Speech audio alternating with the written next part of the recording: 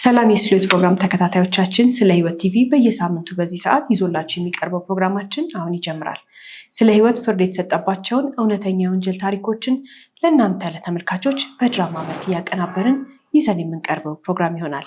የዛሬውን ፕሮግራም ይዘንላችሁ የቀረብነው እኔ ብስራት ገመቹና ቃል ኪዳን ታደሰ አንድ ላይ በመሆን ነው። እስከ ፕሮግራማችን ፍጻሜ ድረስ አብራችሁ እንድትቆዩ እንጋብዛለን። እናመሰግናለን። አንዳንድ ሐሳቦች ወደ አእምሮአችን ሲገቡ መፍትሄ ሊያመጡ እንጂ ችግርን ሊፈጥሩ አይመስልንም። ይህች ሴት ውስጧ በፍርሃት የተሞላበት አንድ ወቅት ነበር። ጓደኞቿ የከበቧት፣ በመሃል ጥቂቶቹን የሚነግሯት ነገር አለ። እርግጠኛ ሆነው ያወሩላትን ተቀብላለች። ይሄኛው ልጅሽ የቤተሰቡን እድል ነጠቀ ብለው ያወሩላታል። ትዳርና ልጆቿን ለማዳን ስትል ሕፃኑን መስዋዕት አድርጊ ተብላለች። በመጀመሪያ አልተስማማችም። ግን የቤቷ ችግር በረታ። ገንዘብ ጠፋ፣ የሚበላ አጡ፣ ጭቅጭቅ በረታ፣ እድል ጠፋ ተባለ። እያደረ የተነገራትን ያመነችው ይህች ሴት ልጇ ላይ ወንጀል አልፈጸመችም፣ ግን ቤተሰቧን ማዳን እንዳለባት ተነግሯታል። በመጨረሻም ወሰነች። ችግሯን ለመፍታት ልጇን ልትገብር ወሰነች። ከዛ ግን ልጇ ስሙ አይነሳም። ፎቶ ሆነ የትምህርት ማስረጃ ከቤቷ ጠፋ። አልሞተም፣ አልተቀበረም። ሕፃኑ ግን ከሕይወታቸው ተወገደ። ዓመት አለፈ። ጥቂት ጥያቄ ስለ ሕፃኑ የመጣው ከትምህርት ቤት ነበር።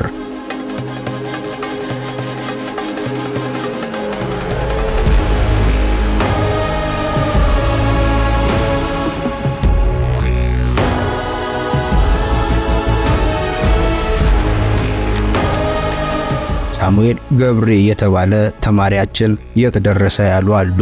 አስተማሪዎች ያነሱት ጥያቄ ግን የሕፃኑን ግድያ ወይንም ስርቆት ሳይሆን ከድህነት ለመውጣት ከችግር ለማምለጥ ብለው ሕፃን ልጃቸውን ለአስፈሪ ተግባር ለባዕድ አምልኮ የገበሩ ግለሰቦች አስነዋሪ ምስጢር አጋለጠ።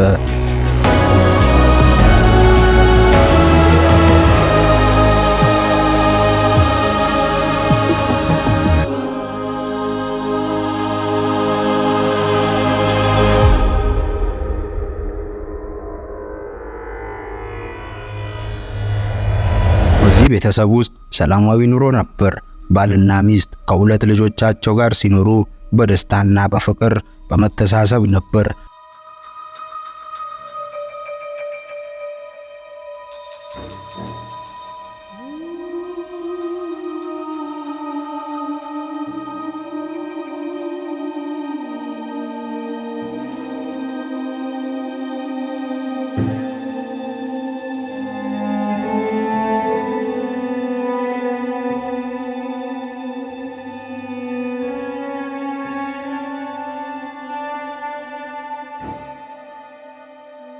ሚስት ሁለት የቅርብ ጓደኞቿ ጋር ከልጅነታቸው ጀምሮ ይቀራረባሉ። ባል ስራ ይሰራል፣ ሚስት ልጆቿን ቤት ሆና ታሳድጋለች። ደስተኛው ቤተሰብ ኑሮን በሰላም ሲኖር ግን በአንድ ቀን ትንሽ ለውጥ ቤታቸው ገባ። ይህ ሕፃን ሌሊት ከእንቅልፉ ነቅቶ መልሶ አልተኛም።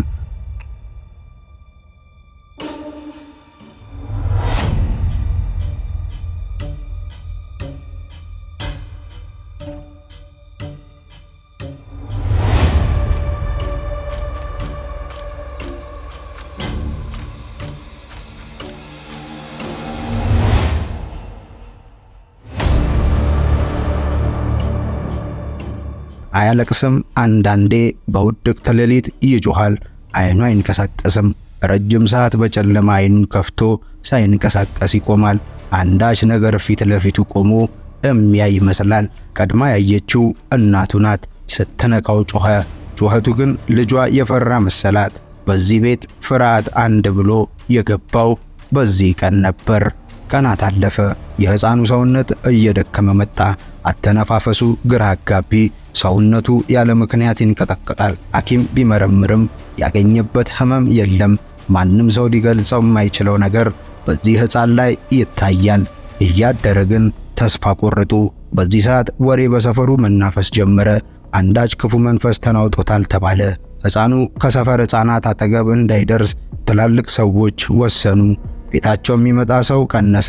እናት ጎረቤቶቿ ዘንድ ሄዳ ቡና መጠጣት አፈረች። ሁኔታውን ያልተረዳ አባት ጎረቤት ሲያገለው ግን እሱም እንደሚስቱ ፈራ። ባልና ሚስት ተቀምጠው ተወያዩ። ሁለቱም የበኩር ልጃቸው ምን እንደሆነ ግራ ገባቸው። አንድ ነገር ተስማሙ። ሴቷ ልጃቸውን ከወንድሟ ለማራቅ ይህ ሕፃን አሁን አይማርም፣ ከእህቱ ጋር አይጫወትም፣ አንድ ክፍል ተዘጋበት፣ እንቅልፍ አጣ፣ ሲነሳ ይጮኻል፣ ጩኸቱ ጎረቤት ይረብሻል። እንደዚህ ሆኖ ሕይወት ቀጠለ። ግቢያቸው የሚገቡት እነዚህ ሁለት የእናት ጓደኞች ብቻ ናቸው። ሰው ሸሻቸው። የቤታቸው መብራት በርቶ ያድራል። ቀን ሆነ ሌሊት በር ቁልፍ ነው። በተለይ እናት እንቅልፍ አጣች፣ መመገብ አቃታት። ቀን በቀን ልጇ ላይ አይኗን ተክላ በፍቅር እያየችው ታነባለች። የምታደርገው ጠፋት።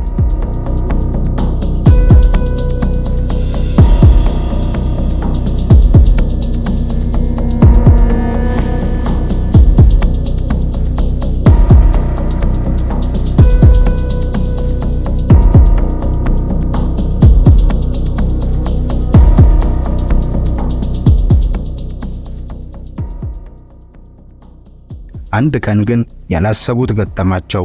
ወንድ ልጅ ሴቷን ግንባሯን ፈንክቶ አደማት።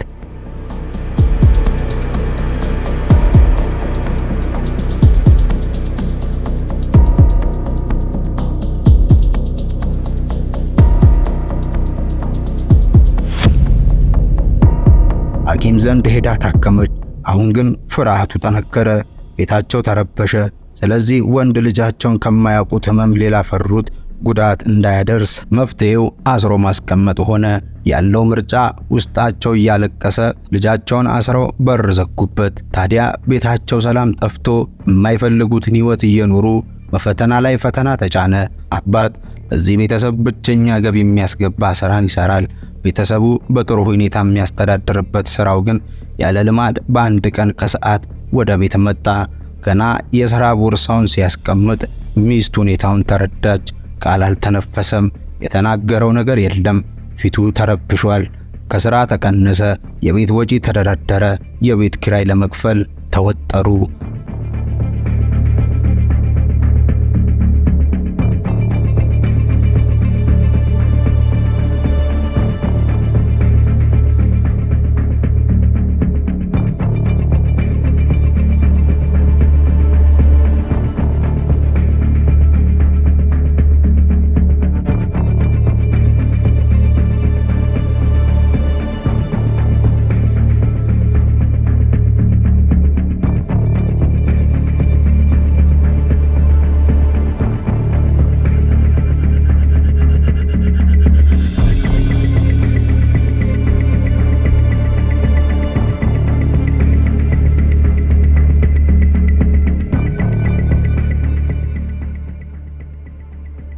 ምግብ በስስት መብላት ጀመረ።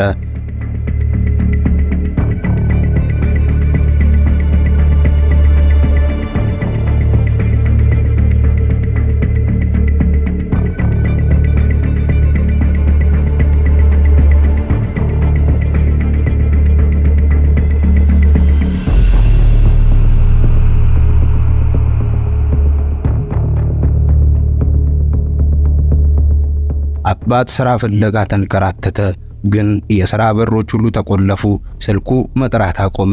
ስራ እንቀጥረሃለን ያሉት ቃል የገቡለት ሁሉ ራቁት። ገንዘብ ሲጠፋ ጭንቀት ይጮሃል።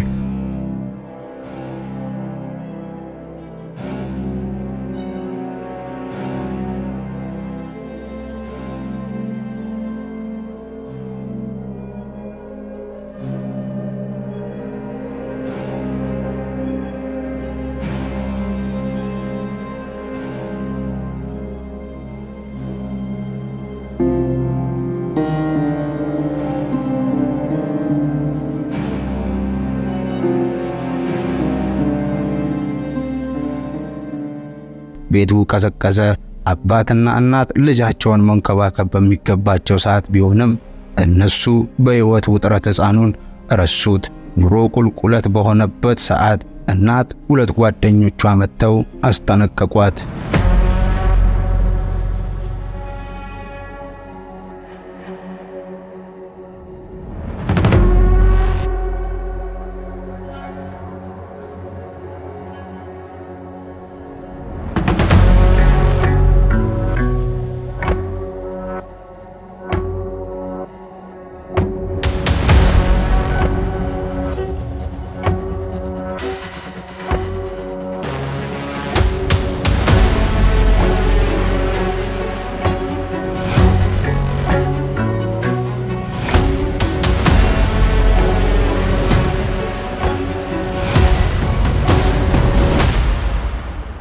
ነግረንሽ ነበረ አልሰማሽንም፣ አሁንም ደግመን እንንገርሽ ይሏታል እንግዲህ ጓደኞቿ።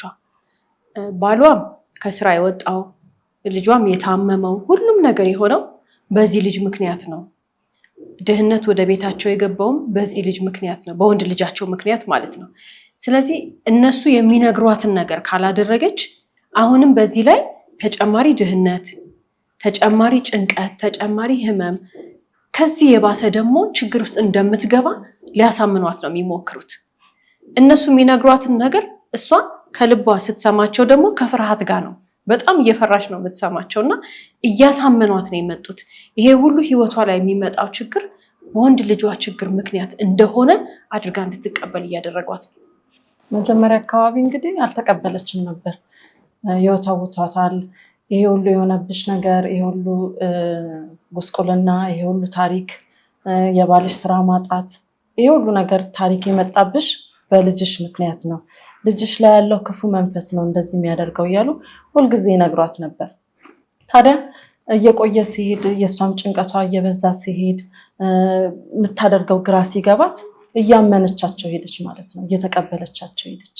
እናት ልጇን ትወዳለች፣ ግን ቤተሰቧ እንዲሰቃይ አልፈለገችም። በአንድም ሆነ በሌላ ምክንያት ፍርሃት ሐቁን ትታ ጓደኞቿ ያሏትን እንድትቀበል አስገድዷታል። ልጇን እንድትጎዳ ሳይሆን ቤተሰቧን ግን እንድትጠብቅ ተነግሯታል። ተቀብላለች። እንደዚህ ነው እንግዲህ ፍርሃት በውስጡ የተሞላ ሰው ፍቅርን ክዶ ጭካኔ ውስጥ እንድትገባ ያስወሰናት ሐሳብ ግን የመነጨው ከእነዚህ ሁለት ጓደኞቿ ሲሆን እንድትወሰን አደረጓት። ተግባሩ ከባድ ነው። ይህን ሕፃን ልጅ አንድ ቦታ ወስዳ እንድትሰጥ ነገሯት። ከሚኖሩበት አካባቢ 336 ኪሎ ሜትር ርቃ ያለች አንድ ጎጆ ቤት ውስጥ እንዲኖር ወሰኑ። የጎጆ ቤቱ ባለቤት ዘመድ ወይንም ሕፃን ለማሳደግ የሚፈልግ ሳይሆን በእነሱ አባባል አዋቂ ሰው ነው። እዛ ሰው ቤት ልጅሽ ተጠርቷል አሏት። አዋቂው ይፈልገዋል። ሕፃኑ ካልሄደ ቤተሰብሽ ይበተናል፣ በበሽታ ይመታል፣ ድህነት ይወርሳቸዋል ተባለች። እናት ግራ ገባት። በመጨረሻ ግን ልጇን 336 ኪሎ ሜትር ርቆ ሄዶ ለመስጠት ተስማማች።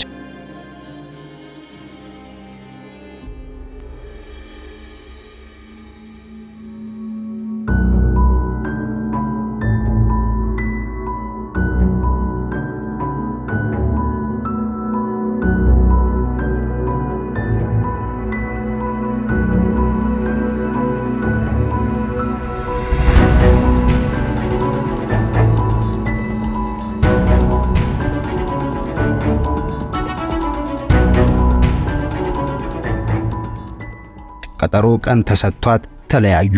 የቀጠሮ ቀን ደረሰ። ያለ ልማድ በሌሊት ተነስታ ቤት ታጸዳለች፣ ምግብ ሰራች።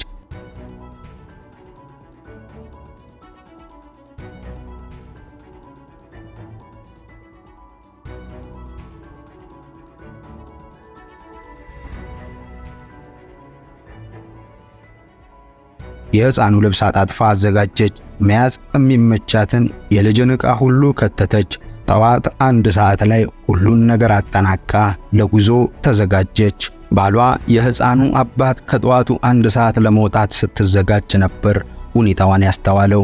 ተግባሯን ሆነ ውሳኔዋን አያውቅም።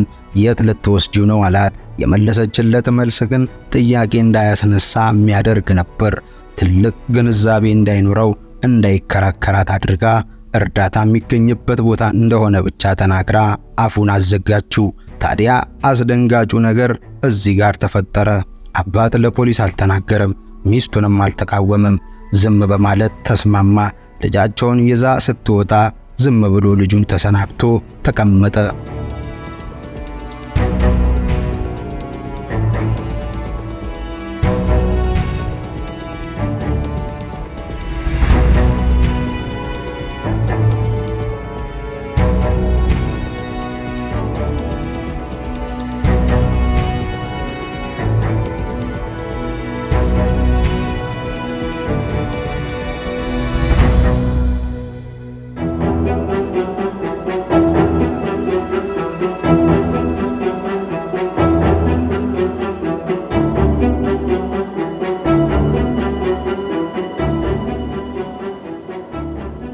ከዚያች ቀን በኋላ የልጅ ስም በዚህ ቤት አይነሳም።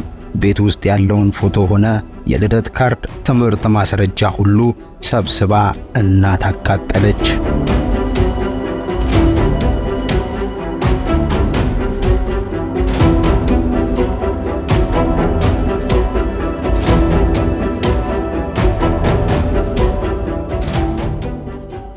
ከዚህ በኋላ ልጇን ገብራ በሰላም ለመኖር ያሰበችው እናት ከባሏና ከሴት ልጇ ጋር ኑሮ ቀጠለ። ባል ከሳምንታት በኋላ ሥራ ተቀጠረ። ሚስት ላለፉት 15 ዓመታት ሥራ ገብታ በማታውቀው አሁን ሥራ ተቀጠረች። ሥራ ውላ ማታ ስትገባ በደስታ ወንድ ልጇን እንዳልተፈጠረ ቆጥራ ኑሮን ቀጠሉ። በዚህ ሁኔታ አንድ ድፍን ዓመት አለፈ። ሕፃኑን ማየትም ሆነ መጠየቅ ግን ፍላጎት የላቸውም። ጎረቤት ሆነ ዘመድ ሲጠይቃቸው ስለታመመ እርዳታ የሚያገኝበት ቦታ ሄደ በማለት ይናገራሉ።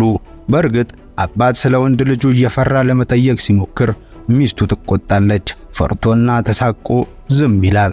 ለብቻው ግን ይጨነቃል። ልጇን የማይገባ ቦታ ጥላ የራሷን ሕይወት ያቀናች የመሰላት ይህች ሴት ግን ያላሰበችው ነገር የገጠማት በሯ የተንኳኳ ጊዜ ሲሆን ፖሊስ፣ ጎረቤት ሆነ ለየት ያለ ነገር አላየችም። ይህችን ሚስት ጸደይ የተባለች ሴት ግን ጠንቅቃ ታውቃታለች። የልጇ አስተማሪ፣ ነዋሪነቷ በዛው በሕፃኑ ቤተሰቦች ሰፈር ነው። ሰላምታ ተቀያየሩ፣ በደንብ ይተዋወቃሉ። ሚስት ጸደይ ከትምህርት ቤት ዳይሬክተሩን ጨምሮ ቢደውል አልመለሳችሁም። የሕፃን ሳሙኤል ገብሬ ከትምህርት ቤት ድንገት መጥፋት አሳስቦን ነው በማለት ጭንቀቷን ገልጻ ጀመረች። ሕፃኑ የታመመ የመሰላት ይህች ደግ አስተማሪ እርዳታ ከፈለጋችሁ ገንዘብ የአቅማችንን መምህራን እናዋጣለን አለች። የባሰ ነገር ካለ የምንቀርባቸው ወላጆች እንጠይቃለን። ሕፃኑ ግን እንዴት ሆነ ብላ በጭንቀት ጠየቀች። ምክንያቱም ሕፃኑ ትምህርት ሲያቆም ለሚስት ጸደይ የታመመ ነገር እንዳለ ተረድታለች። እናት ግቢ ብላ አስገባቻት። ሚስት ጸደይ ገባች። እናት ለሚስት ጸደይ በትህትና ቤት ያፈራውን እያለች ሕፃኑ ታሞ መቆየቱን ነገረቻት። ያለው እርዳታ የሚያገኝበት ቦታ መሆኑን ነገረቻት። ሚስት ጸደይ አቅሟ የቻለውን 800 ብር አውጥታ ለእናቱ ሰጠች። ፈጣሪ ይማረው ካለች በኋላ ግን ለሕፃኑ አውሳው የነበረው መጽሐፍ ለመውሰድ እንደምትፈልግ ለእናት ጠየቀቻት። እናት ተነስታ ወደ ሕፃኑ ክፍል ስትሄድ ሚስት ጸደይ ተከተለቻት። ወደ ሕፃኑ ክፍል ገባች። ይሄ ሁሉ ሲካሄድ አባት በወሬ መሃል አልተሳተፈም። ለሚስቱም ንግግር እርማት ለመስጠት አልፈለገም። በዝምታ ሲያወሩ ይሰማል። ሚስት ጸደይ ወደ ሕፃኑ መኝታ ክፍል ስትሄድ ደነገጠ። አይን ላይን ተያዩ፣ ግን ቃል አልተነፈሰም። ወደ ክፍሉ ሲገቡ ግን ክፍሉ ንጹህ በስርዓት የተስተካከለ ነው። ግን ሰው የሚኖርበት አይመስልም። አልጋው ተነጥፏል። የተመነቃቀረ ነገር የለውም። አስተማሪዋ ወደ ቦርሷ ተተክታ አቧራ የጠጣውን ቦርሳ ስትከፍት ግን ግራ ገባት። በቤቱ ደብተር ሆነ መጽሐፍ የለም። የት ገባ ብላ ጠየቀቻት። እናት ተርበተበተች። ፈልጌ ልጠብቅሽ ብላ የመጽሐፉን አይነት ጠየቀቻት። ግን ሚስት ጸደይ ግራ ገባት። ወደ ሳሎን ሲመለሱ ሕፃኑ ከዚህ በኋላ ወደዚህ ቤት ተመልሶ አይኖርም እንዴ ብላ ወደ አባት ተመለከተች። መልስ ሳይሰጧት ግን እናት አሳስቃ ሸኘቻት።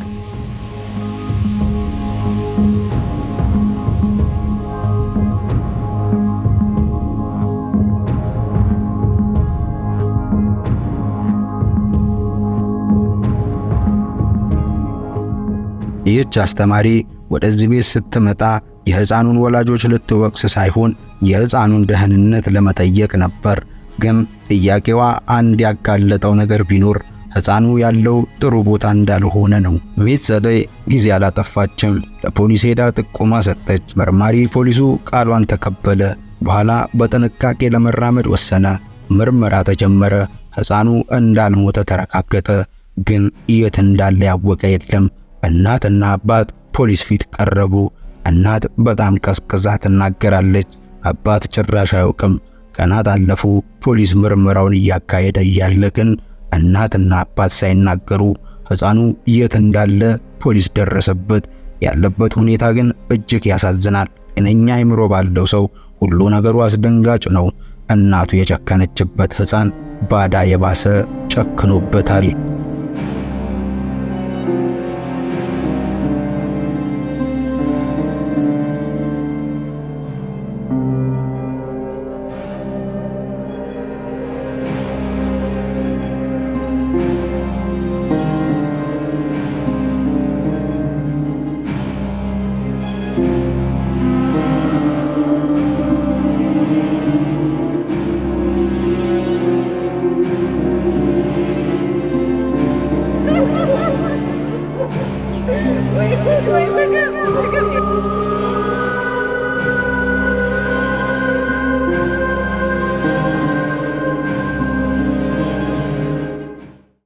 ባዕድ አምልኮ የሚከናወንበት ቦታ ላይ ህፃኑን ምን እንዳደረጉት የሚያውቅ ሰው የለም።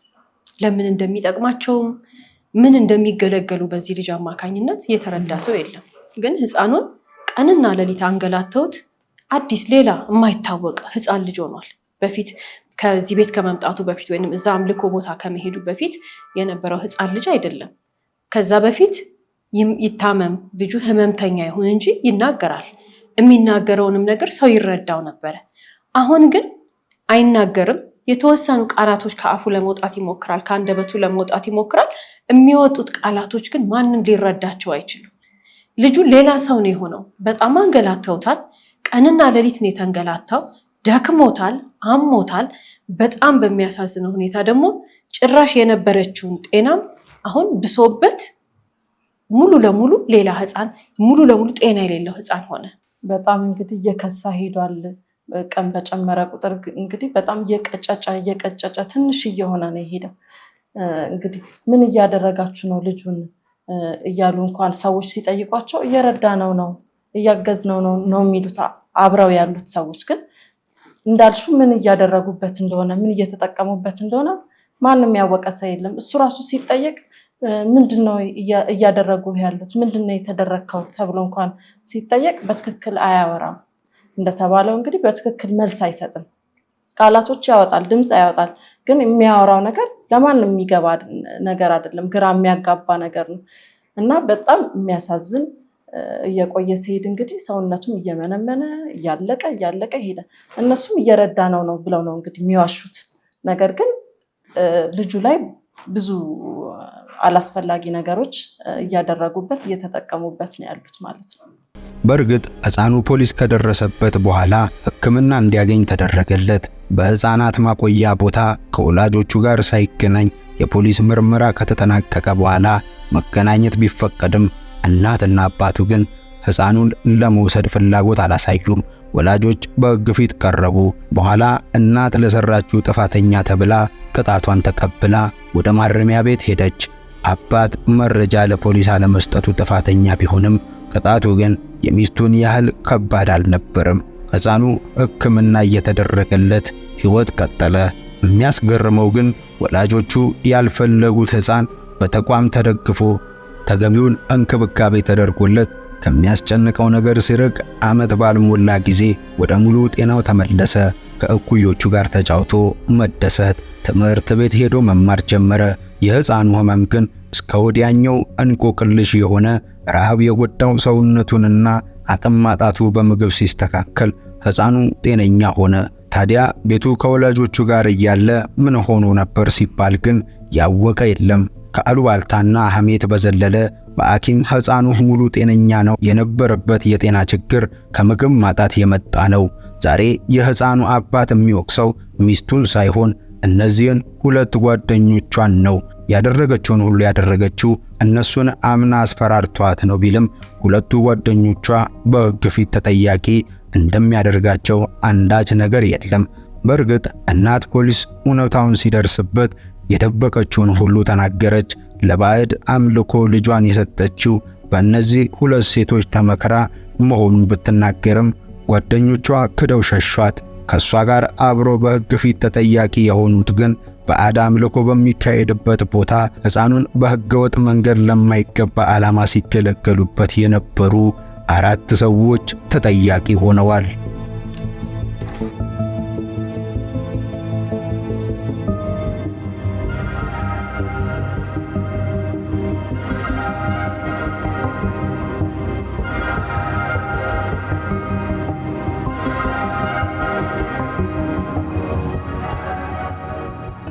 ሁልጊዜም እንግዲህ ከታሪኮቻችን መጨረሻ የምናነሳቸው በርካታ ሀሳቦች አሉ። የዛሬ ባል ታሪኮቻችን ታሪክ ያሳዝናልም፣ ሁላችንም የሆነ ያሳፍራልም ልንለው የምንችለው አይነት አስተሳሰብ ውስጥ ያለፉ ወላጆች የፈጠሩት ችግር ነው። በተለይ ሚስትየው እዚህ ውስጥ እንግዲህ ሚስትየውን ስንመለከታት ትልቁ ችግሯ ፍርሃት ነው። ገንዘብ ማጣትን መፍራት፣ የልጇን ጤና ወይንም ደግሞ ልጇ ሲታመምባት በምን አይነት መንገድ ወደ ቦታው መመለስ እንዳለባት እውቀት ከማጣትም አቅም ከማጣትም ከዛ ውስጥ ይባባሳል የሚል ፍርሃት፣ ሁሉ ነገር በፍርሃት የመጣ ነገር ነው። እንግዲህ ወላጅ ነገሮችን መጋፈጥ ሲፈራ የመጀመሪያ ተጎጂ የሚሆኑት ልጆች መሆናቸውን በዚህ ፕሮግራም ላይ ተመልክተናል። ሁላችንም እንደ ሰው እንደ ትልቅ ሰው እንደ አድልት ወላጅ ስንሆን በተለይ የሚገጥመን የህይወት ውጣ ውረድ አለ። የህይወት ውጣ ውረድን ስንወጣና ስንወርድ መገንዘብ ያለብን ነገር ግን የኛ የምንወስደው ተግባር ወይንም ደግሞ መፍትሄ ብለን የምናደርገው ነገር ሁሉ ከፍርሃት የመነጨ ከሆነ ከስጋት የመነጨ ተስፋ ከመቁረጥ የመነጨ ከሆነ የመጀመሪያ ተጎጂ የሚሆኑት ልጆቻችን ናቸው። እንደ ወላጅ ሁላችንም የህይወት ፈተና ሲገጥመን ያንን ነገር የምናይበት መንገድ በማስተዋል መሆን መቻል አለበት። ምን እንደምናረግ አንዳንዴ እኮ የህይወት ፈተና ይገጥመና ምን እንደምናረግ አናቅም። በየትኛው መንገድ እንደምንሄድ አናቅም። ምን እንደሆነ መፍትሄው አይገባንም። ለዛ ችግር ለዛ ለገባንበት ፈተና በየትኛው መንገድ ቢሄድ ያንን ፈተና አልፈዋለሁ ብዬ መንገድ ካጣው ዝምታ እኮ ትልቅ ችሎታ ነው ማለት። ዝም ብሎ ማስተዋል የማስተዋል ጊዜ እስከምናገኝ ድረስ የጥሞና ጊዜ ለራሳችን ሰጥተን የፈጣሪን መልስ መጠበቅ ምንላለን። የተለያየ ነገር አለ እዚህ መንገድ ውስጥ ስናልፍ የምናገኘው እና አንዳንድ ሰው ግን ምን ይሆናል በጣም ይቸኩላል። ነገሩ ያሳፍረዋል፣ ነገሩ ያሰጋዋል። ነገ እንዲህ ቢሆንስ ከነገ ወዲያ እንደዚህ ይሆናለው እያለ ከተፈጠረው ችግር በላይ መፍትሄ ብሎ የሚያመጣው ነገር ሌላ ትልቅ ችግር የሚወልድ ይሆናል እና ሁላችንም አይምሮ የተሰጠን እንድናስብ እንድናገናዝብ ነው። ታዲያ አይምሮአችን ውስጥ ያለው ሐሳብ ምን እንደሆነ ማንረዳ ከሆነ ሐሳቡን እስክናቀው መፍትሄውን እስኪገባን ድረስ ዝምታ መልካም ነው። ምንም አናድርግ፣ በቃ እንብላ እንጠጣ እንተኛ፣ እንብላ እንጠጣ እንተኛ። ከዛ በኋላ ጊዜው በራሱ መፍትሄ የሚያመጣበት ሁኔታ አለ። መሯሯጥ፣ ማይሆን ነገር ማድረግ፣ ማይገባ ነገር ውስጥ መግባት ግን ከፍርሃት የመነጨ ተግባር ነው። ከፍርሃት የመነጨ ተግባር ደግሞ እኛ ፈልገን ነው እዛ ውስጥ የምንገባው። ልጆቻችን ግን በማያውቁት ነገር ዋጋ ይከፍላሉና ፈሪ ወላጅ ልጁን ችግር ውስጥ ነው የሚከተው። ስለዚህ ማስተዋል መቻል አለብን። ሌላው እንግዲህ መነጋገር ነው። በቤተሰብ መሀል አብረው እስከኖሩ ድረስ መነጋገር ግድ ነው። አንድ ውሳኔ ቤተሰብ ውስጥ ሲመጣ ወይ ደግሞ ችግር ሲፈጠር ሊሆን ይችላል፣ ወይ ደግሞ ፕላን ሲያረጉ ሊሆን ይችላል። መነጋገር አለባቸው። ሁሉም የየራሱን አይዲያ፣ ሁሉም የየራሱን ሀሳብ ብቻ አይደለም ማድረግ ያለበት። እንግዲህ ዛሬ እንዳየነው ባለታሪካችን የራሷን ሀሳብ ነው ስታደርግ ነበር፣ የራሷን ፍላጎት ነበር ስትፈጽም ነበር። እሱም ስለፈራ እንግዲህ ዝም አለ። የፈለገችውን ነገር ስታደርግ ምንም ሀሳብም አልሰጠም፣ ትክክልም አይደለም ልክ ነውም አላለም፣ ዝም ነው ያለው። ግን እሷ የራሷን ሀሳብ አደረገች። ስለዚህ ቤተሰብ መሀል ብዙ ጊዜ በንግግር መነጋገር ቢቻል ጥሩ ነው።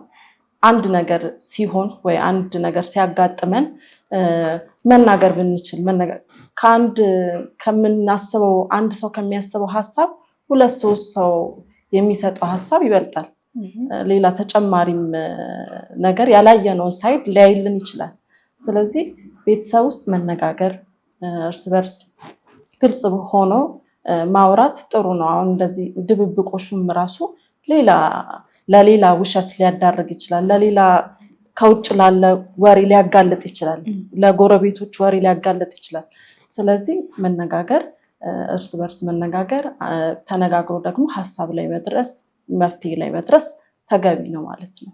ከዛ ውጭ እንግዲህ ሌላ የሚመጣልን ሀሳብ ይህን ታሪክ ተመልክተን ምንድነው እቺ እናት የዛሬ ባል ታሪካችን እዚህ ነገር ውስጥ ያስገቧት የተለያዩ ምክንያቶች አሉ።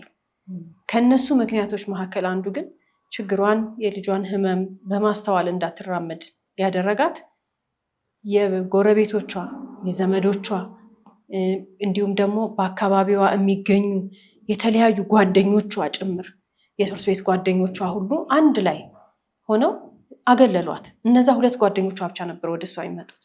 ሁሉም ሰው አገለላት። የልጁን ህመም እያዩ ቤታቸው ልጁ ድምፅ ያሰማል፣ ቤታቸው ብንሄድ ማረፍ አንችልም፣ የተረጋጋ ቡና ቢፈላ ምግብ ይበላ ቢባል ጨዋታ ቢባል ቤታቸው ውስጥ ያንን ማድረግ አይቻልም። ምክንያቱም ልጁ በጣም ነው የሚጮኸው፣ በጣም ለነሱ ለትልቅ ሰው ይረብሸናል ነው የሚሉት እና ያንን ማድረግ ስላልቻሉ ጎረቤቶች በራቸውን ማንኳኳት አቆሙ። ይሄ ስሜት የፈጠረባት ነገር አለ። ይሄ ስሜት እሷ ውስጥ በጣም የጎዳት ነገር አለ። የእሷን ፓርት እንትወውና እንደ ሰው ግን እኛ ሰው ሲቸገር ሰው የሆነ ችግር ሲገጥመው እንደዚህ አይነትም ይሁን ተመሳሳይ ነገር ሲገጥመው በጣም ጎጂ ባህላችን ምላሳችን ረጅም ነው። እናማለን፣ ያንን ሰው እናገለዋለን፣ እናጣጥለዋለን። መረዳት ያለበት ሰው ነው። እቺ ሴት ከነባሏ መረዳት ነው የነበረባቸው። ሰው መጥቶ ሊያግዛቸው ሊያጽናናቸው፣ ቢያንስ ሂዱ እናንተ እረፍት አድርጉ፣ አሁን እኛ ልጁን እንያዝላችሁ ነው አይደል ከጎረቤት የሚጠበቀው። 24 ሰዓት ከሰኞ እስከ ዓርብ ከእሑድ እስከ እሑድ ይሄንን ህፃን ልጅ ይዛችሁታልና እኛ እስቲ ቅዳሜና እሑድ እናሳርፋችሁ እናንተ ተዝናንታችሁ ነው ይላል እኮ አይምሮ ያለው ሰው ማሰብ የሚችል ሰው። ምንድን የገጠማችሁ ብሎ ይመጣል። የገንዘብ ችግር ካለባቸው ማሳከም የሚችል ሰው ካለ በገንዘብ ልርዳችሁ ይላል። በጉልበት የሚችል በጉልበት ልርዳችሁ ይላል። ምግብ መስራት የሚችል ሰው ምግብ ሰርቶ አምጥቶ ይሰጣቸዋል። እረፉ እናንተ፣ ምክንያቱም 24 ሰዓት እንቅልፍ የላችሁም፣ ልጁ ይጮሃል፣ በዚህ በኩል ይማታል ብሎ ሰው ማገዝ ሲገባው እነዚህ ሰዎች በራቸውን ዘግተው በር የሚያንኳኳ ሰው ጠፍቶ ብቻቸውን ፈልገው እንዳመጡት ወይ በእነሱ ተግባር በጥፋት የመጣ ልጅ ይመስል ሁሉም ሰው ይሄንን ሲያደርጋቸው ወደየት መሄድ ጀመረች? እሷ ላለመገለል፣ ከሰው ጋር ለመኖር፣ ከሰው ጋር ለመጫወት፣ ከሰው ጋር ለመሳቅ፣ ደስታና ሀዘኗን ከሰው ጋር ለማሳለፍ ስትል እዚህ ውስጥ ገባች። ይሄ እኛ ራሳችን እንደ ማህበረሰብ የምናመጣው ጣጣ ነው፣ የምናመጣው ችግር ነው።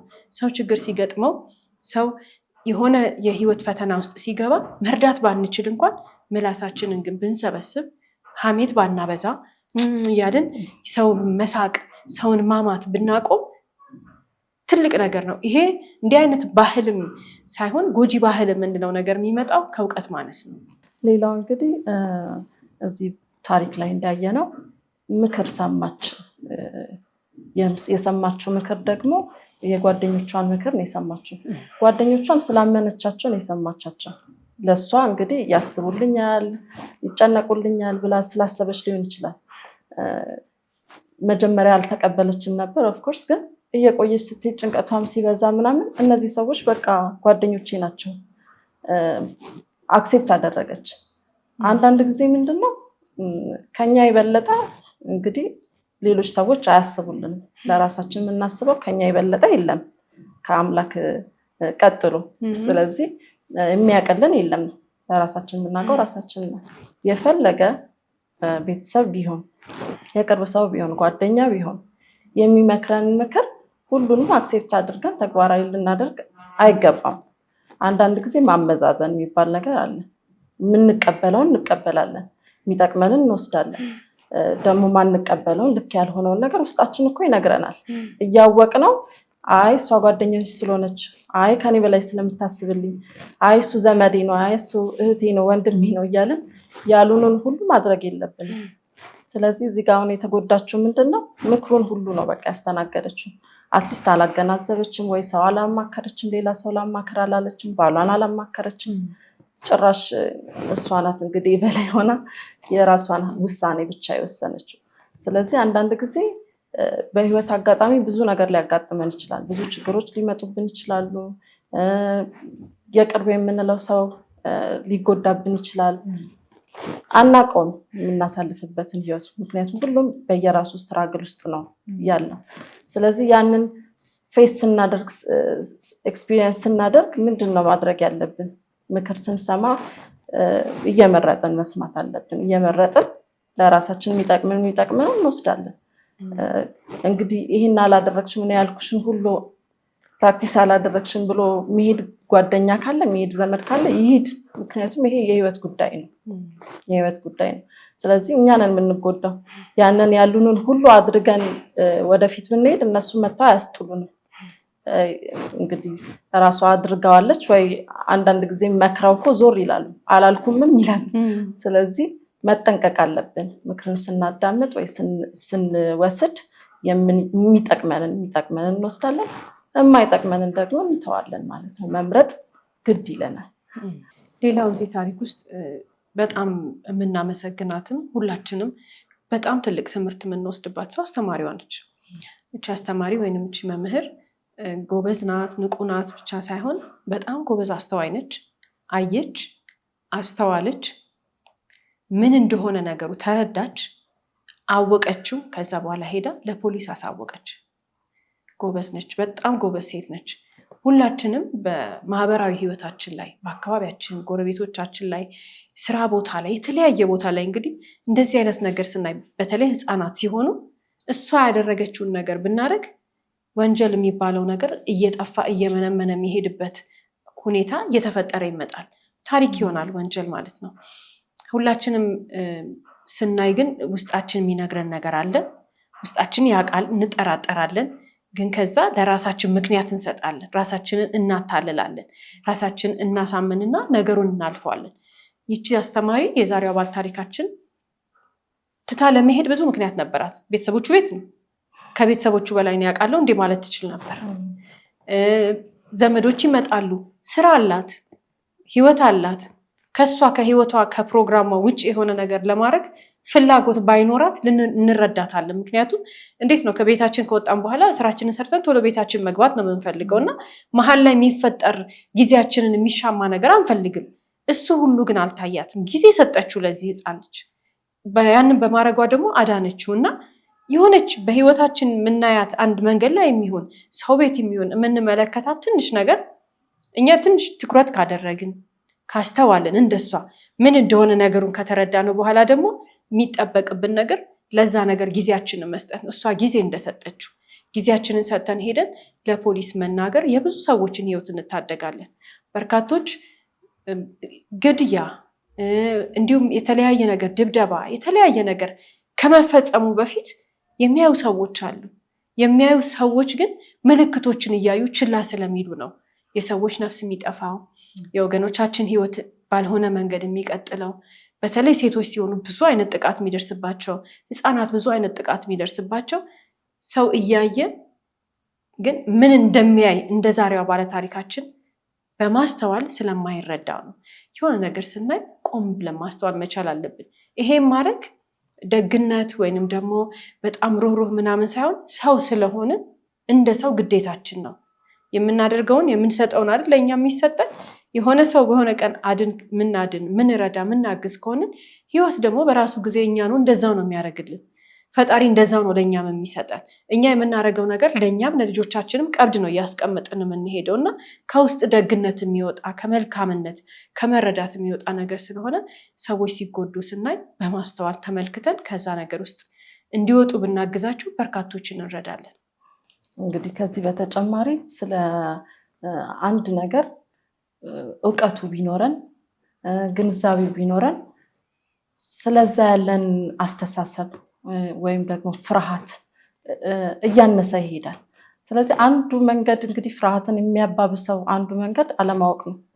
እውቀት ያለው ሰው ስለዛ ነገር ኤክስፒሪየንስ ያለው ሰው ኢንፎርሜሽን ያለው ሰው ያንን ነገር እየፈራ አይሄድም። ምክንያቱም ትንሽ ሂንት አለው፣ ትንሽ የሚያውቀው ነገር አለ።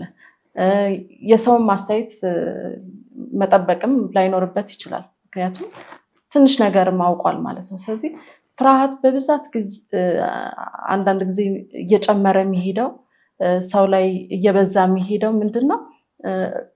ከእውቀት ማነስ ጭምር ነው። ስለዚህ አሁን ባለታሪካችን በዛሬ ባለታሪካችን እንግዲህ ምን የምታውቀው ጉዳይ የለም። ስለዚህ አይነት ነገር ብዙም እውቀቱ የላትም። ግን በቃ እነሱ ያሉትን ብቻ ነው ያዳመጠችው። ይሻሻላል፣ ህይወቴ ይለወጥልኛል፣ ልጁም እንግዲህ ያው ይድናልን ብላ ሊሆን ይችላል እንግዲህ እንደዚህ አይነት ነገር ውስጥ የገባችው። ሌላው ደግሞ ማጣት ነው እንግዲህ በድህነት መኖር ስለማትፈልግ ይሄ እንግዲህ እነሱ የመከሯት ነገር ክፉ ምክር ያድነኛል፣ ብር ያመጣልኛል፣ ሀብታም ያደርገኛል ብላ ነው እንግዲህ ይህን ውሳኔ የወሰነችው። ነገር ግን እውቀት በጣም ያስፈልጋል ስለ ህይወት። አሁን ይሄ ትልቅ ውሳኔ ነው። የሞት እና የመኖር ያለመኖር ጉዳይ ነው። በዛ ላይ ደግሞ ልጅን የሚያክል ነገር አሳልፎ መስጠት በጣም ከባድ ነው። ከራሷ አልፋ ነው እንግዲህ ልጇንም እንደዛ እስኪጎሳቆል ድረስ እንደዛ እስኪከሳ እስኪቀነጭር ድረስ አሳልፋ የሰጠችው። ይሄ ባለማወቅ ነው። ስለዚህ ሰዎች ስለሚያደርጉት ነገር እውቀት ሊኖራቸው ያስፈልጋል። ማያውቁ ከሆነ ደግሞ ለማወቅ መጣር አለባቸው። ማንበብ አለባቸው ወይ ሰዎች የሚያውቁ ሰዎች ትልልቅ ሰዎች መጠየቅ አለባቸው። ሌላው ደግሞ ልጆቻችን ስናሳድግ እየነገርን ብናሳድጋቸው እያወቁ ሲሄዱ አሁን ከትምህርት ቤትም ጀምሮ እያደጉ ሲሄዱ ስለዚህ ነገር እውቀት ቢኖራቸው ስለማንኛውም ነገር እውቀት ብናስገነዝባቸው ሌላ ኃይል መጥቶ የፈለጋቸውን እንዲያደርጉ ፎርስ አያረጋቸውም፣ አይነቀንቃቸውም። ምክንያቱም የተማሩት ነገር አለ፣ አይምሯቸው ውስጥ ቢልድ ያደረጉት ነገር አለ፣ የተገነዘቡት ነገር አለ። ስለዚህ በቀላሉ እንደ ውሃ አይሄዱብንም፣ እንደ ነፋስ አይነፍሱብንም። ይሄ ባዕድ አምልኮ የሚባል ልምምድ በባዕድ አምልኮ ውስጥ ሆኖ መኖር እንደ ሰውም እንደ ግለሰብ ይጎዳናል፣ እንደ ማህበረሰብ ይጎዳናል፣ እንደ ሀገርም ይጎዳናል። ምክንያቱም እዛ ልምምድ ውስጥ ያለ ሰው ወገን ነው አይደል? ዜጋ ነው። ተምሮ የሙያ ባለቤት ሆኖ ሰልጥኖ አድጎ ራሱን አደራጅቶ የሰው ህይወት መኖር ሲገባው የሞኝ ህይወት እየኖረ ማየት ማንም ወገናችን ያሳዝነናል። ማናችንም ብንሆን እዚህ አይነት ነገር ውስጥ ያሉ ሰዎችን ስንመለከት ልናስረዳቸው ይገባል። በቃ ይሄ ባዕድ አምልኮ የሚባል ነገር በጣም ጎጂ ነገር ነው። ዘር ማንዘራችንን ነው የሚጨርሰው። እኛ የዘራነው ነገር ለልጅ ልጆቻችን በቅሎ ከንቱ የሚያደርግ ነገር ነው። የሞኝ ሐሳብ ነው። ያለ መሰልጠን ውጤት ነው። ይበቃል። እስከ ዛሬ ድረስ የነበረው ይሄ አስተሳሰብ ከዚህ በኋላ ያለው ትውልድ መዳን መቻል አለበት። ሰው ቴክኖሎጂ የተደረሰ እኮ ሰው በኤአይ በስንት ነገር ባደገበት በበለጸገበት ዘመን እኛ በባዕድ አምልኮ ውስጥ መቀመጥ ማለት በጣም ያሳፍራል። ይበቃናል። እንኳንስ አይደለም በእንደዚህ አይነት በባዕድ አምልኮ በምናምን ውስጥ ደንዝዘን መጪው ትውልድ በጣም ብዙ ቻሌንጅ የሚያደርገው ነገር የቴክኖሎጂ መራቀቅ ነው። የነገሮች እየተቀየሩ መሄድ ነው። ሰው በማሽን የሚተካበት ዘመን እየመጣ ነው አይደል? ሰው በሮቦት የሚተካበት ዘመን እየመጣ ለወደፊቱ ልጆቻችን ምን ስራ ነው የሚሰሩት ብለን እንደ ወላጅ ልናስብ በሚገባን ዘመን ሄዶ ባዕድ አምልኮ ስር እዛ ሰው ለሰው መስገድና ማፈንደድ ምን የሚባል ነገር ነው? በጣም የሚያሳፍር ነገር ነው። እና እኛ ሁላችንም የሚገባን የምንረዳ ሰዎች ይሄ በጣም ኋላ ቀር አስተሳሰብ፣ ይሄ በጣም ኋላ ቀር የውሸት ነገር የሌለ ምድር ላይ ኤግዚስት ያላደረገ ነገር ግን አለ ብለው በዛ ውስጥ የሚኖሩ ሰዎችን ስንመለከት አዎ አንዳንዶቹ ከአቅማችን በላይ ይሆናሉ። ከአጠገባችን ልናረቃቸው ነው የሚገባው። አንዳንዶች ግን ሊረዱን ይችላሉ ስንነግራቸውና መረዳት መቻል አለብን፣ ማስረዳትም መቻል አለብን። እንረዳቸው። መጀመሪያ ስለማያውቁ ነው እዛ ውስጥ የሚገቡት። ምክንያቱም አንዳንድ ሰው እኮ ሲያድግ ጀምሮ ቤተሰብ ውስጥ ይሄ ነገር አለ። በቃ ልክ እኛ አሁን ለፈጣሪያችን ተገዝተን እንደምንኖር እነሱም ለባዕድ አምልኮ ተገዝተው የሚኖሩ ሰዎች አሉ። አያውቁም። ልናዝንላቸው ነው የሚገባው፣ ልንረዳቸው ነው የሚገባው። እኛ በቃላችን ስለ ራሳችን ፈጣሪ ልንመሰክርላቸው ነው የሚገባው። ከዛ ውስጥ እንዲወጡ ልናድናቸው እና ብዙ የሚጠበቅብን ስራዎች አሉ እንደ ማህበረሰብ። ትልቁና ዋናው ግን ሁላችንንም ይሄ የጋራ የምንላቸውን ችግሮቻችንን እንደ ችግር አድርጎ የያዘብን አንድ ጎጂ ነገር ይሄ ስለሆነ ይሄ ባዕድ አምልኮ የሚባልን ነገር ቆጥረን ራሱ 1 ዓመት 2 ዓመት ብለን ከምድራችን እንዲጠፋ ማድረግ የሁላችንም ኃላፊነት ነው። መጥፋት አለበት። መኖር ያለበት ነገር አይደለም። ነውር ነው። የመጨረሻ ኋላ ቀርነት ነው። ከ5 ከ10 ዓመት በኋላ ሁላችንም ስራ የምናጣበት አይነት ወይንም ደግሞ ከ15 ዓመት በኋላ በጣም ብዙ በጉልበት ስራ የሚሰሩ ነገሮች በማሽን በሮቦት ተተክተው ሲሰሩ እኛ ምን እንስራ ብለን እንዳንቸገር መማር፣ ማወቅ፣ ማንበብ ከቴክኖሎጂ ጋር መዋሃድ የሚገባን ምንሮጥበት ጊዜ ላይ ነው ያለነው። አሁን የኛ መሮጥ ልጆቻችንን እንዲሮጡ ያደርጋቸዋል፣ ከጊዜው ጋር እንዲሄዱ ያደርጋቸዋል። በዚህ ሰዓት ይሄን ማድረግ በሚገባን ከመቼውም ጊዜ በላይ ሰው እንደ ሰው መማርና ማወቅ ባለበት ሰዓት ላይ እኛ ግን እዛ የሞኝ ቦታ ሄደን የጅል ስራ ስንሰራ የምንውልና የምናመሽ ከሆነ ምን እያደረግን እንደሆነ እንግዲህ ልብ ማለት መቻል አለብን። የምንዘራው ዘር ከንቱ ዘር ነው። ይህንን ደግሞ ለምን እየደከመን እየሰራን ጠዋት ተነስተን እስከ ማታ ድረስ ህይወታችንን በዕለት ተዕለት ተግባራችን ተወጥረን እየኖርን የተሻለ ነገር እንሆናለን እንጂ ቁልቁል እንሄዳለን። ሰው ነን እኮ እኛ፣ ካሮት አይደለንም ወደታችን የምንበቅለው። ይሄ ትክክል አይደለም። ማስተካከል መቻል አለብንና እጅ ለእጃችን ተያይዘን ወደ አደገ መስመር መሄድ የምንፈልግ ከሆነ አንድ ማድረግ ያለብን ትልቁ የመጀመሪያው ነገር ይሄ ባዕድ አምልኮ የሚባል ነገር ማጥፋት ነው ያለብን። አለበለዚያ እያየናቸው ባዳም ቢሆን ሩቅ ቦታም ቢሆን የተቀመጠው እህት ወንድሞቻችን ናቸውና ይጎዳሉ። እንዲጎዱ ደግሞ አንፈልግም። ማንም ሰው በምድር ሲኖር በዕለት ተዕለት የህይወት ፈተናው ይበቃዋል። በእንደዚህ አይነት ነገር መጎዳት ያለበት ወገን መኖር የለበትም። እንግዲህ ካልሹ በተጨማሪ ለመናገር ያህል በየትኛውም የሃይማኖት ተቋማት እንግዲህ ይሄን ነገር ኢንካሬጅ የሚያደርግ የሃይማኖት ተቋም የለም። ይሄን የባዕድ አምልኮ እንዲያመልኩ የትኛውም የሃይማኖት ተቋም ምዕመኑን ወይም ተከታዩን አያስተምርም።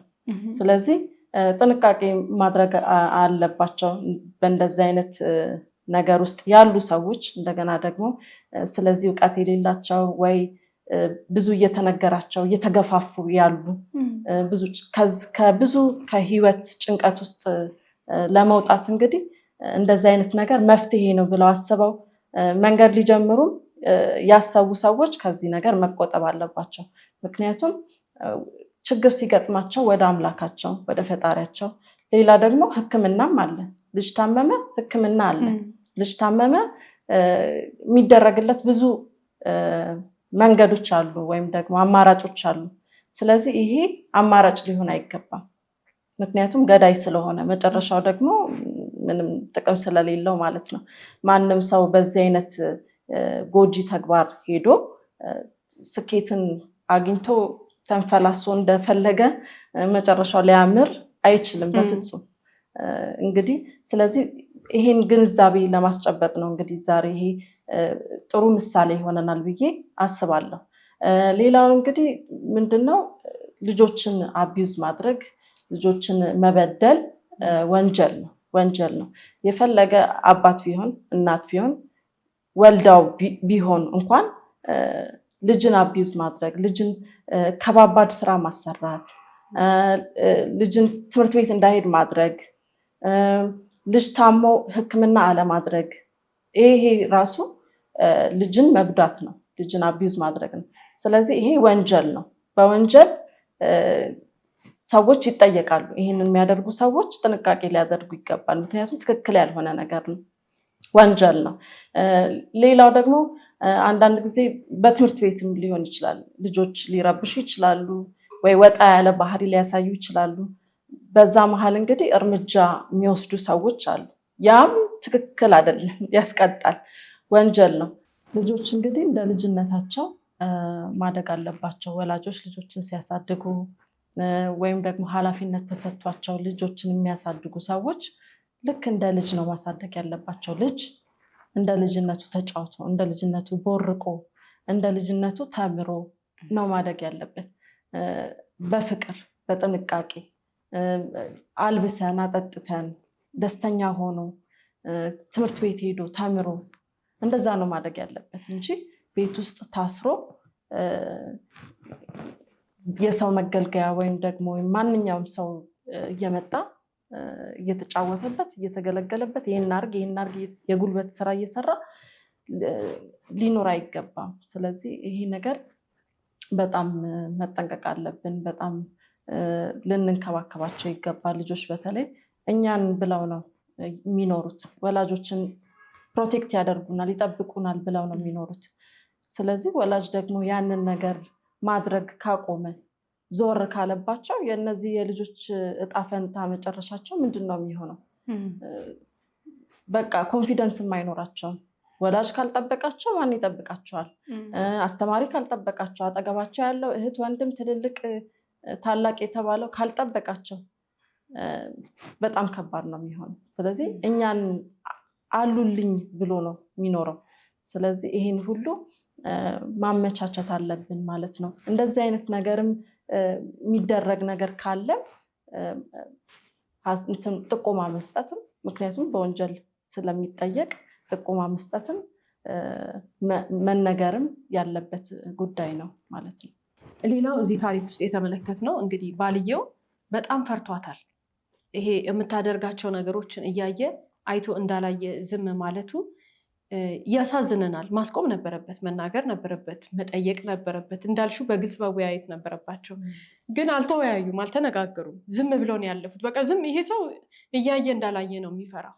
በጣም በርካታ ሰዎች አሉ እንደዚህ ይጋቡና ትዳር ተመስርቶ ቤተሰብ ተመስርቶ ልጆች ተወልደው ኑሮ የተወሰነ ዓመት ከኖሩ በኋላ ድንገት አንደኛው ሰው ተነስቶ ባዕድ አምልኮ ማምለክ ይጀምራል። ቤት ውስጥ ምናምንቴ ሲያደርግ ይታያል። እና ሁለተኛው ሰው በተለይ ወንዶች ከሆኑ ይፈራሉ። ለምን እንደሚፈሩ አላውቅም። ምን እንደሆነ ምክንያታቸው ምንረዳው ምንገምተው ነገር አለ። ትዳር ላለመበተን፣ ልጆችን ያለ አባት ላለማስቀረት ምናምን ተብሎ በጣም ብዙ ትዕግስት ይኖራል። ይሄ ማለት ሁሌ ሴቶች ናቸው ይሄን የሚያደርጉት ማለት ሳይሆን ወንዶችም ሴቶችም ያደርጋሉ። ግን በብዛት እንዲህ አይነት ነገር የመግባት እድል ሴት ልጅ አላት። ምክንያቱም ከብዙ ነገር ተጽዕኖ የመጣ ማለት ነው። መረዳት መቻል ያለብን ነገር ግን ከአንድ ሰው ጋር 10 ዓመት ኖርን፣ 20 ዓመት ኖርን፣ 30 ዓመት 40 ዓመት አንድ ሌላው ያደግንበትን ቤተሰብ ቢሆን ባዕድ አምልኮ ውስጥ ሲገባ ካየ ነው ያንን ሰው ልናድነው እንሞክራለን። ባል ሚስቱ ዘመናት ከሱ ጋር ከኖረች በኋላ አብራው ልጆች ከወለደች በኋላ ንብረት ካፈራች በኋላ ባዕድ አምልኮ ውስጥ ብትገባ ሊመልሳት ይሞክራል። ሚስትም ባሏ ቢገባ ልትመልሰው ትሞክራለች። አልመለስም ካሉ ግን 1 ሰከንድ አይታሰብም። ራሳችንን ነው ማዳን ያለብን። ሁለተኛ ሐሳብም የለም። በቃ በመጀመሪያ ሐሳብ ብንወስነው ነገር ነው ይሄ። ራሳችንን ስንወድ፣ ራሳችንን ስናከብር፣ ፈጣሪያችንን ስንፈራና ፈጣሪያችንን ስናከብር የምንወስነው ውሳኔ ነው። በእምነታችን ቀልድ የለም። ይሄ የእምነት ጉዳይ ነው። የማንነታችን የነፍሳችን ጉዳይ ነው። በጣም ብዙ ሰዎች ያሳዝናሉ። የትዳር አጋራቸው በግልጽ ከሰው ተደብቆ ግን ቤት ውስጥ የሆነ ክፍል አዘጋጅቶ ይሄንን ነገር ሲያደርግ ያውቃል ባል ወይም ሚስት ታውቃለች። መናገር ስለማይፈልጉ ያ ሰው የሆነ ክፍል ገብቶ ያን ነገር ያደርጋል። እሷ ወይ ትተኛለች ወይ እሱ ይተኛል። አትፍሩ፣ ጣሏቸው። እንደዚህ አይነት ሰው ይነገረዋል። ካልተስተካከለ ግን እንደ ዕቃ ይጣላል። ምክንያቱም ጣጣ ያመጣል። ምን በወጣን። ፈጣሪ ሲፈጥረን እኮ እኛ በጣም የተከበረ ህይወት ነው ያለን። ነጭ ነው ህይወታችን። ነጭ ሲታይ ከለር ስጡት ቢባል ህይወታችን፣ ነፍሳችን ፈጣሪ የሰጠን ነጭ ነው። ባዕድ አምልኮ ውስጥ ያለ ሰው ደግሞ ከከሰል በላይ የጠቆረ ነገር ነው። አምጥቶ ይለቀልቀዋል ያንን ነጭ ህይወታችንን። ለምን ብለን ምን ስለሆነ ያ ሰው ህይወታችንን ነፍሳችንን ማዳን መቻል አለብን። 2-3 የማይታሰብበት ተይ ወይንም ተው ይባላል። አልተውም ካሉ ግን ቻው ብለን ነው መሄድ ያለብን። በጣም ብዙ ሰው ንብረት መካፈል ይፈራል። ለትዳር አጋሩ ንብረት ማካፈል ይፈራል። ልጆች ይላል። ቤተሰቡ በሙሉ ተያይዞ ጨለማ ውስጥ ቢቀር ይሻላል ወይስ አንዱ ከውስጥ ወጥቶ ሁሉንም ቢያድናቸው ይሻላል? አንዷ ባል ወይንም ሚስት እኮ አልፈልግም ብሎ የወጣው ሰው እኮ ቢወጣ ንጹህ ቤት ያስተካክላል። ፈጣሪ ያለበት ንጹህ ቤት፣ ነጭ ህይወት ይቀጥላል። ከዛ አንድ ባንድ ያደረገ ልጆቹን ይስባል። አለዚያ እዛ ውስጥ ጨለማ ውስጥ ከእሷ ጋር ወይንም ከሱ ጋር መሰንበት እንዳይሆንብን መጠንቀቅ አለብን። በቃ መፍራት የለብንም። ይሄ በትዳር ውስጥ ነው። ልጆች ሲሆኑ እናትና አባት በዚህ ውስጥ የተሳተፉ ሰዎች ሲሆኑ ጣሏቸው። ባዕድ አምልኮ ውስጥ ያለ ወላጅ ይጣላል። ውርውር ተደርጎ ነው የሚጣለው። ለዛው እኛ ስንወጣ አንዳንድ ሰው ሲፈጠር ነው በቃ እዛ ቤት ውስጥ እንደዛ እየተደረገ የተፈጠረ ሰው አለ። ሌላ ዓለም እንዳለ አያውቅም። አድጎ ትምህርት ቤት ሲሄድ ሌላ ሰው ሌላ አምላክ ነው ያለው። ትክክለኛውን አምላክ ነው የሚያመልከው። ሌላ ሰው ሄዶ ምናምንቴ ቦታ ማይሆን ባዕድ አምልኮ አይደለም የሚያደርገው። ንጹህ ነጭ ህይወት አለው። ያንን ስንገነዘብ ዞር ብለን እንዳናየው ወደዛ ቤት አምልጠን መሮጥ ነው ያለብን። እንደፈለጉ ይሆኑ እነሱ፣ እንደፈለጉ የፈለጉትን ነገር ይድረስባቸው። እኛ ግን አዲስ ነገ አዲስ ቀን ነው የሚለው የፈጣሪ ቀን። ነገ አዲስ ነው ብለን አዲስ ቤተሰብ ፈጣሪ ይሰጠናል። አዲስ ከስጋ በላይ ስጋ የሆኑ ዘመዶች ይሰጠናል። ከስጋ በላይ ስጋ የሆኑ ጓደኞች ይሰጠናል። ፈጣሪያችንን አምነን አይደል የምንሄደው? ጨለማ አንፈልግም ብለን ያኔ እንካሳለን በብዙ መንገድና የሆነች አለች የትራንዚሽን ፔሪየድ የምታስቸግር። ከዛ ውስጥ ጥለን ወጥተን ሌላ ዓለም ስንቀላቀል የሚያስቸግረን ነገር ይኖራል። አስቸጋሪውን ጊዜ አልፈን ግን ነፃ መውጣት ይሻለናል። ቤተሰቦቻችን ባዕድ አምልኮ ውስጥ ካሉ ጥለን መሄድን የሚያክል ትልቅ ችሎታ የለም። ውድ የስለ ህይወት ተመልካቾች፣ ሕፃን በተለያየ አይነት መንገድ ጉልበታቸው እድሜያቸው ብቻ ሳይሆን ማንነታቸው በትላልቅ ሰዎች ሲነጠቅ ዛሬ በተላለፈው ፕሮግራማችን ተመልክተናል። ሕፃናትን በየትኛውም አጠራጣሪ ሁኔታ ስናይ ለፖሊስ አሳልፎ መስጠት ተገቢ ነው እያለን የዛሬን አበቃን። እስከ ፕሮግራማችን ፍጻሜ ድረስ አብራችሁን ስለቆያችሁ እናመሰግናለን። ሳምንት በተመሳሳይ ሰዓት በአዲስ ታሪክ እንደምንቀርብ እየገለጽን እንደተለመደው በአድራሻችን አስተያየቶቻችሁን ላኩልን። እስከ ሳምንት ድረስ ቸርን ሰንብት።